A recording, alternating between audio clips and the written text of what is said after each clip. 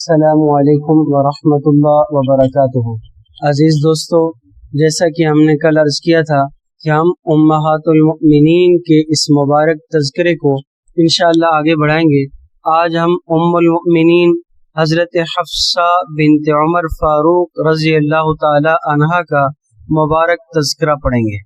تعارف: نام حفصہ تھا، والد کا نام عمر بن خطاب جبکہ والدہ کا نام زینب بنت مزعون تھا۔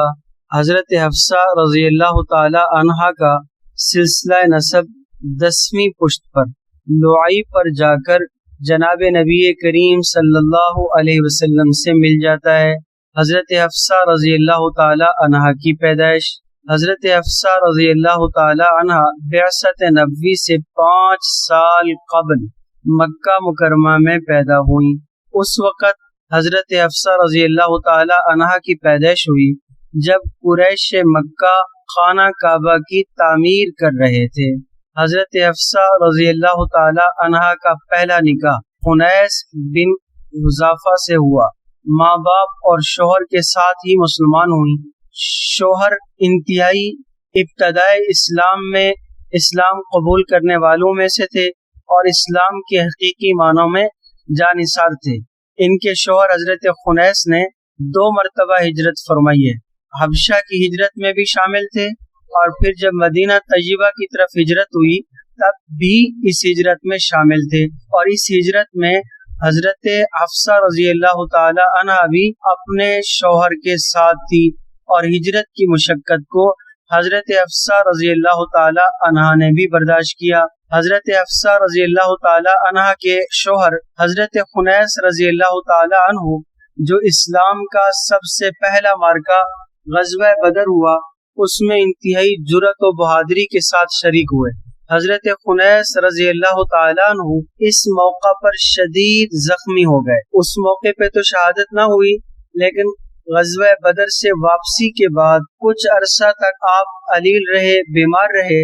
اس کے بعد حضرت خنیس رضی اللہ تعالی عنہ نے شہادت پائی۔ اس کے بعد جناب حضرت حفصہ رضی اللہ تعالی عنہ بیوہ ہو گئی۔ عدت کے ایام گزر گئے تو حضرت امیر المؤمنین عمر فاروق رضی اللہ تعالی عنہ والد ہونے کی حیثیت سے سخت پریشان ہوئے۔ انہوں نے سب سے پہلے اپنی اس عظیم بیٹی کا رشتہ حضرت ابوبکر صدیق رضی اللہ تعالیٰ عنہ کے سامنے پیش کیا۔ حضرت ابوبکر صدیق رضی اللہ تعالیٰ عنہ خاموش ہو گئے۔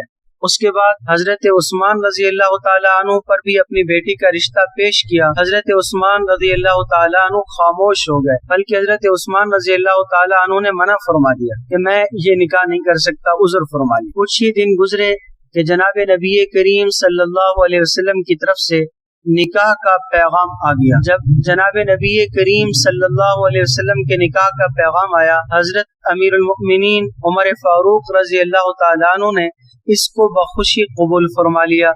چنانچہ سن 3 ہجری میں جناب نبی کریم صلی اللہ علیہ وسلم سے حضرت حفصہ رضی اللہ تعالی عنہا کا عقد نکاح ہوا اور مہر کی رقم 400 درہم مقرر ہوئی۔ اس وقت حضرت حفصہ رضی اللہ تعالی عنہ کی عمر مبارک 22 سال تھی، 22۔ حضرت حفصہ رضی اللہ تعالی عنہ ان عظیم خواتین میں سے ہیں جو نہایت عبادت گزار اور با اخلاق تھی۔ اکثر روزہ رکھتی تھی اور ساری رات عبادت میں گزارتی تھی۔ تعلیم و تدریس: آپ رضی اللہ تعالی عنہ کو تعلیم کا بہت زیادہ شوق تھا، حتیٰ کہ آپ صلی اللہ علیہ وسلم نے ان کی تعلیم کے لیے اپنی باندی شفا کو مقرر فرما دیا تھا، جو ان کو برابر دین کی تعلیم دیتی رہتی، اور حضرت شفا نے حضرت حفصہ رضی اللہ تعالی عنہ کو زہریلی چیزوں کے کاٹنے کا دم بھی سکھایا تھا۔ حضرت حفصہ رضی اللہ تعالی عنہ کی تعلیم کے ساتھ وابستگی کا عالم یہ ہے، تقریباً 60 احادیث مبارکہ حضرت حفصہ رضی اللہ تعالی عنہ نے روایت کی۔ حضرت حفصہ رضی اللہ تعالی عنہ کا یہ بھی ایک اعزاز ہے کہ حضرت حفصہ رضی اللہ تعالی عنہا نے قرآن کریم ابتداءً جمع کیا جا رہا تھا تو حضرت حفصہ رضی اللہ تعالی عنہا کے پاس بھی قرآن کریم تحریر جو کیا جاتا تھا حضرت کے پاس بھی محفوظ ہوتا تھا، حتیٰ کہ عہد صدیقی میں جو قرآن کریم کا مصحف جمع کیا گیا وہ پھر سیدنا عمر فاروق رضی اللہ تعالی عنہ کے پاس آیا، اور پھر ام المؤمنین حضرت حفصہ رضی اللہ تعالی عنہا کے پاس آیا۔ حضرت حفصہ رضی اللہ تعالی عنہا کی تعلیم کی محبت اور شغف کا عالم یہ ہے، ایک دفعہ جناب نبی کریم صلی اللہ علیہ وسلم نے یہ بات ارشاد فرمائی کہ بدر اور بیعت رضوان میں شریک ہونے والوں میں سے کوئی بھی جہنم میں نہ جائے گا۔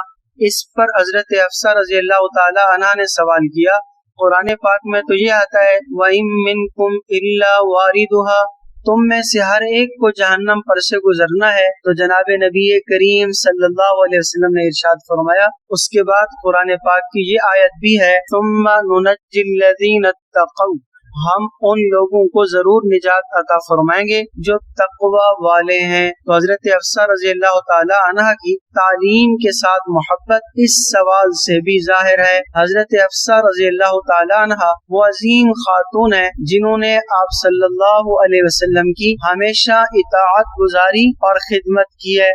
حضرت عمر رضی اللہ تعالی عنہ نے بھی حضرت حفصہ رضی اللہ تعالی عنہا کو یہ ادب تعلیم دیا تھا کہ حضرت صلی اللہ علیہ وسلم کی راحت کا مکمل خیال رکھا جائے۔ حضرت حفصہ رضی اللہ تعالی عنہا نے یہ وصیت فرمائی تھی اپنی موت کے وقت میں کہ میرے حصے کی جو جائیداد ہو کل کی کل تمام رفاہی کاموں میں خرچ کی جائے۔ حضرت حفصہ رضی اللہ تعالی عنہا کی وفات آپ نے 63 برس کی عمر میں حضرت امیر معاویہ رضی اللہ تعالیٰ عنہ کے عہد خلافت میں وفات پائی، جبکہ یہ 45 ہجری تھا۔